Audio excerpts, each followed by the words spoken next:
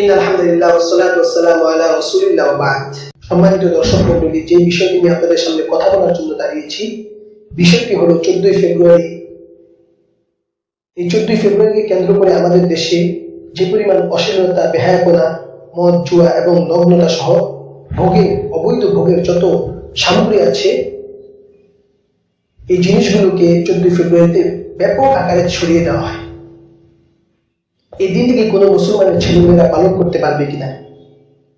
মূলত এই দিন খ্রিস্টান ধর্মযাজক সেন্ট ভ্যালেন্টাইনের সম্মান প্রদর্শনে প্রবর্তন করা হয়। এই দিন কোনো মুসলমান পালন করতে পারে না। এই সম্পর্কে রাসূলুল্লাহ সাল্লাল্লাহু আলাইহি ওয়াসাল্লাম বলেন, মান তাশাব্বাহা বিকওমিন ফাহুয়া মিনহুম, যে অন্য কোনো সম্প্রদায়ের সাথে মিল রাখে, সাদৃশ্য রাখে, সে তাদের দলভুক্ত। কিয়ামতের ময়দানে তাদের সাথেই উঠবে। দ্বিতীয়ত, Unilever company toothpaste brand close up 2011 সালে এই দিনটিকে ব্যাপকভাবে ছড়িয়ে দেয়। দ্বিধাহীন কাছে আসার গল্প তারা তৈরি করে। এর মধ্যে দেখানো হয় একজন হিজাবি মুসলিম নারী এবং খ্রিস্টান যুবকের সাথে অবৈধ প্রেম। এর মাধ্যমে অবৈধ প্রেম, প্রীতি, ভালোবাসা এবং সমকামিতা এবং যৌনাচার সহ বিভিন্ন ধরনের অপকর্ম সেখানে তুলে ধরা হয়, যা সম্পূর্ণরূপে মুসলমানের জন্য হারাম এবং কোরআনের সূরা বাকারার 221 নম্বর আয়াতের সম্পূর্ণ লঙ্ঘন। সেখানে বলা হয়, ওয়ালা তানকিহুল মুশরিকাতি হাত্তা ইউমিন, তোমরা কোনো মুশরিকা নারীকে বিবাহ করবে না যতক্ষণ পর্যন্ত সে ঈমান না আনে। ওয়ালা আমাতুন মুমিনাতুন খায়রুম মিন মুশরিকাতিন ওয়ালাউ আ'জাবাতকুম, একজন মুমিন দাসী মুশরিকা নারী থেকে অনেক উত্তম, যদিও মুশরিকা নারীদেরকে তোমাদের কাছে ভালো মনে হয়। ওয়ালা তানকিহুল মুশরিকিনা হাত্তা ইউমিনুন, এবং তোমরা তোমাদের নারীদেরকে কোনো মুশরিক পুরুষের কাছে বিবাহ দিবে না। ওয়ালা আবদুন মুমিনুন খায়রুম মিন মুশরিকিন ওয়ালাউ আ'জাবাতকুম, একজন মুমিন গোলাম মুশরিক পুরুষ থেকে অনেক উত্তম, যদিও মুশরিক পুরুষদেরকে তোমাদের কাছে ভালো মনে হয়। উলাইকা ইয়াদউনা ইলা নার, আরে মুশরিকরা তো তোমাদেরকে জাহান্নামের দিকে ডাকে, শয়তান তো তোমাদেরকে জাহান্নামের দিকে ডাকে। আল্লাহু ইয়াদউ ইলাল জান্নাতি ওয়াল মাগফিরাতি বিইذনি, আল্লাহ তোমাদেরকে জান্নাত এবং ক্ষমার দিকে আহ্বান করে। এখনো দেখা যাচ্ছে বিভিন্ন মিডিয়া এই দিনকে প্রচার করে দেয়, বিভিন্ন ভাবে এই দিনটাকে মুসলমানদের মধ্যে ছড়িয়ে দেওয়ার অপচেষ্টা করে। এ সম্পর্কে আল্লাহ তাআলা কোরআনের মধ্যে বলেন, ইন্নাল্লাযীনা ইউহিব্বুনা আন তাশিআল ফাহিশাতু ফিল্লাযীনা আমানু লাহুম আযাবুন আলীমুন ফিদ দুনিয়া ওয়াল আখিরাহ, যারা অন্যায়, অশ্লীলতা, বেহায়াপনা এবং জিনাকে মানুষের মাঝে ছড়িয়ে দেওয়াকে পছন্দ করে, ভালোবাসে, তাদের জন্য রয়েছে যন্ত্রণাদায়ক শাস্তি, শুধু দুনিয়াতেই নয়, ফিদ দুনিয়া ওয়াল আখিরাহ, দুনিয়া এবং আখিরাত। এই আয়াতের দ্বারা স্পষ্টভাবে বোঝা যাচ্ছে, যারা জিনাকে ছড়িয়ে দিবে, বেহায়াপনাকে ছড়িয়ে দিবে, তারা দুনিয়া ও আখিরাতে পেরেশানির মধ্যে থাকবে, দুঃখের মধ্যে থাকবে, কষ্টের মধ্যে থাকবে। অতএব এই দিন কোনো মুসলমানের ছেলেমেয়েরা পালন করতে পারে না। আসুন আমরা সবাই মিলে এই দিনকে পরিহার করি। যারা এই দিন ফুল দিয়ে একজনকে একজন, এ সম্পর্কে রাসূলুল্লাহ সাল্লাল্লাহু আলাইহি ওয়াসাল্লাম হাদিসের মধ্যে বলেন, ইবনে মাসউদ রাদিয়াল্লাহু তাআলা থেকে বর্ণিত, জিনাল আইনু আন-নাজর, চোখের জিনা হলো দেখা, ওয়া জিনা শাফাতাইনি আত-তাকবিলু, ঠোঁটের জিনা হলো চুম্বন করা, ওয়া জিনাল ইয়াদাইনি আল-বাতশু, হাতের জিনা হলো স্পর্শ করা, ওয়া জিনাল রিজলাইনি আল-মাশি, পায়ের জিনা হলো হেঁটে হেঁটে জিনার দিকে যাওয়া, ওয়া ইউসাদ্দিকু যালিকা আল-ফারজু আও ইউকাযযিবুহু, আর এই জিনাকে লজ্জাস্থানের মাধ্যমে পরিপূর্ণরূপে সংঘটিত করা হয় অথবা তার থেকে বিরত থাকা হয়। ফাইন তাকাদ্দামা যালিকা আল-ফারজু কানা যানি, যদি কেউ লজ্জাস্থানের মাধ্যমে জিনা করে তাহলে সে জিনাকারী সাব্যস্ত হবে, ওয়া ইল্লা ফাহুয়া লাউ, আর যদি এই জিনা থেকে বিরত থাকে তাহলে সে এই গুনাহগুলো করার কারণে সে কবিরা গুনাহকারী বলে সাব্যস্ত হবে, তাকে অবশ্যই তওবা করতে হবে।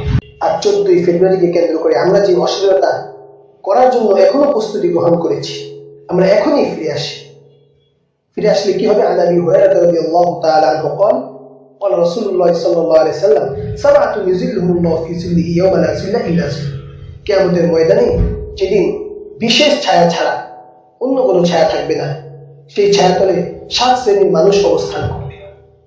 সেই ভয়ঙ্কর দিনে যেদিন কামিকদার বাইনি, সূর্য মানুষের 1 মাইল উপরে থাকবে, প্রচন্ড গরমের কারণে মানুষ ঘামতে ঘামতে কারো টাকনু পর্যন্ত ঘামের নিচে থাকবে, কারো কোমর পর্যন্ত, কারো গলা পর্যন্ত। সেদিন ওই বিশেষ ছায়াতলে থাকবে 7 শ্রেণীর মানুষ। এর মধ্যে 2 শ্রেণীর মানুষ হলো ওয়ারাজুলুন, ওই ব্যক্তি ইযা দাতু জাতু ইমরাতি মানসাবিন ওয়া জামালি, যাকে কোনো উচ্চ বংশীয় সুন্দরী রমণী জিনার দিকে ডেকেছে। ফাকালা ইন্নী আখাফুল্লাহ, সে বলেছে আমি আল্লাহ তাআলাকে ভয় করি। এমন কথা বলতে পারে যে যুবক, সেও থাকবে বিশেষ ছায়া।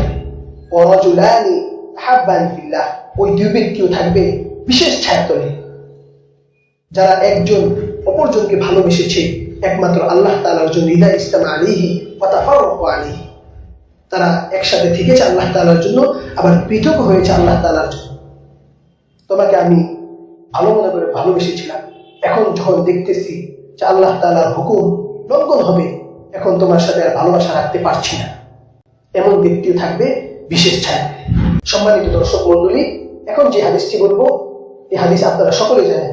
আব্দুল্লাহ ইবনে ওমর রাদিয়াল্লাহু তাআলা আনহু থেকে বর্ণিত। তিনি বলেন, রাসূলুল্লাহ সাল্লাল্লাহু আলাইহি ওয়াসাল্লাম বলেছেন, সালাসুল আফার, তিনজন ব্যক্তি প্রচন্ড ঝড়ের কারণে গুহার মধ্যে আশ্রয় নেন। পাহাড়িয়া ঢলে একটি বড় পাথর এসে গুহার মুখ বন্ধ হয়ে গেল। তখন তারা পরামর্শ করলো, যার ভালো কোনো কর্ম আছে, এই কর্মের মাধ্যমে আল্লাহ তাআলার কাছে সাহায্য চাও। ফাকালা রাজুলুন, তাদের মধ্যে এক ব্যক্তি ছিল, সে বলল, আল্লাহুম্মা ইন্নাহু কানাত লি ইবনাতু আম্মি, হে আল্লাহ, আমার একজন চাচাতো বোন ছিল। আহবাবতুহা কাশাদ্দি মা ইউহিব্বু রিজালুন নিসা, আমি তাকে এই পরিমাণ ভালোবাসতাম যেভাবে একজন উত্তম পুরুষ তার স্ত্রীকে ভালোবাসে। ফাতালাতু ইলাইহা নাসা, আমি সবসময় মন থেকে তাকে নিজের কাছে পাইতে চাইতাম। ফাআবাত হাত্তা আতিয়াহা বিমিআতি দিনারি, সে অস্বীকৃতি জানালো। সে বলল, এই ছেলে, তুমি যদি 100 টাকা আমার হাতে এনে দিতে পারো, তাহলে আমি তোমার সাথে জিনা করতে সম্মত। যুবক বলল, আল্লাহ, আমি গরিব ছিলাম। ফাতাআইতু ইলাইহা বিমিআতি দিনারি ফাজিতুহা বিহা, আমি হাত ভাঙা পরিশ্রম করে 100 টাকা নিয়ে আমার বোনের হাতে দিলাম। ফাওয়াকাতু ইলাইহা বিরিজলাইহা, আমি তার দুই পায়ের মাঝখানে বসলাম, জিনা করবই করব। ফাকালাত ইয়া আব্দুল্লাহ ইত্তাকিল্লাহ, আমার বোন বলল, হে আল্লাহর বান্দা, তুমি আল্লাহ তাআলাকে ভয় করো। ওয়ালা তাফতাহিল খাতামা ইল্লা বিহাক্কি, তুমি আমাকে অসতী প্রমাণ করো না। ফাকুমতু আনহা, সাথে সাথে আমি সেখান থেকে উঠে গেলাম। আল্লাহুম্মা ইন কুনতা তা'লামু আন্নী ফাআলতু যালিকা বিতিগা ওয়াজহি, হে আল্লাহ, তুমি যদি সত্যি সত্যি জেনে থাকো এই কাজ তোমার জন্য আমি করেছিলাম, ফাফরুজ মা বাকিয়া, তাহলে তুমি আমাদের থেকে এই পাথরকে সরিয়ে দাও। ফাফরাজাল্লাহু মিনহা, সঙ্গে সঙ্গে আল্লাহ পাথরকে সেখান থেকে সরিয়ে দিলেন। ফামাশাউনা আযালি, তারা সেখান থেকে স্বাভাবিকভাবে হেঁটে বের হয়ে গেলেন। সম্মানিত দর্শক মণ্ডলী, আমরা বুঝতে পারলাম, যদি আমরা জিনা ছেড়ে দিই, তাহলে অবশ্যই অবশ্যই আল্লাহ তাআলা আমাদেরকে সাহায্য করবেন। আর যদি আমরা জিনাহের সাথে থাকি, গুনাহের সাথে থাকি, অবশ্যই শুধু আখিরাতে নয়, দুনিয়াতেই আমাদেরকে পেরেশানি, দুঃখ, কষ্ট, রোগ, বালা, মুসিবত, কান্না, বিভিন্ন পেরেশানির মধ্যে আমাদেরকে জর্জরিত হয়ে থাকা লাগবে। এ কথা আমরা বক্তব্য থেকে বুঝতে পারলাম, রাসূলের হাদিস থেকে বুঝতে পারলাম। অতএব আসুন আমরা আল্লাহ তাআলার কাছে তওবা করি। এই 14 ফেব্রুয়ারি আমাদের জন্য হবে তওবার দিন। আল্লাহ তাআলার কাছে বিশেষভাবে কান্নাকাটি করে তওবার দিন হবে। ইয়া ইবনে আদম ইন্নাকা মা দাউতানি ওয়া রাদাউতানি, তোমরা আমাকে যেভাবে ডাকো আমি সেভাবে থাকি, তোমরা যেভাবে আমার প্রতি আশা পোষণ করো আমি সেভাবে আশা পূর্ণ করে থাকি। কত গফারতু লাকা মা কানা মিনকা, তুমি ইতিপূর্বে যা গুনাহ করেছো, তোমার থেকে যা গুনাহ হয়ে গিয়েছে, তুমি আমার কাছে তওবা করো, আমি সঙ্গে সঙ্গে মাফ করে দিব। ওয়ালা উবালি, আমি পরোয়া করি না তুমি কত বড় গুনাহগার। ইয়া ইবনে আদম, হে আদমের ছেলে মেয়েরা, লাউ ওয়াজাবাত জুনুবুকুম আলা সামাই, তোমরা যদি গুনাহ করতে করতে আসমান পর্যন্ত তোমাদের গুনাহ উঠে যায়, ফাস্তাগফিরনি, তোমরা যদি আমার কাছে তওবা করো, গফারতু যুনুবাকুম, আমি তোমাদের সমস্ত গুনাহ খাতাগুলো মাফ করে দিব। ওয়ালাউ উবালি, আমি পরোয়া করি না তুমি কত বড় গুনাহগার, আমি পরোয়া করি না তোমরা কত বড়। অতএব আমরা আল্লাহ তাআলার কাছে তওবা করব। আল্লাহ তাআলা কোরআনের মধ্যে বলেন, ফাকুল তুস্তাগফিরু রাব্বাকুম ইন্নাহু কানা গফারা, তোমরা যখনই আমার কাছে ইস্তিগফার করবে, ক্ষমা চাইবে, সঙ্গে সঙ্গে আমি তোমাদেরকে মাফ করে দেব।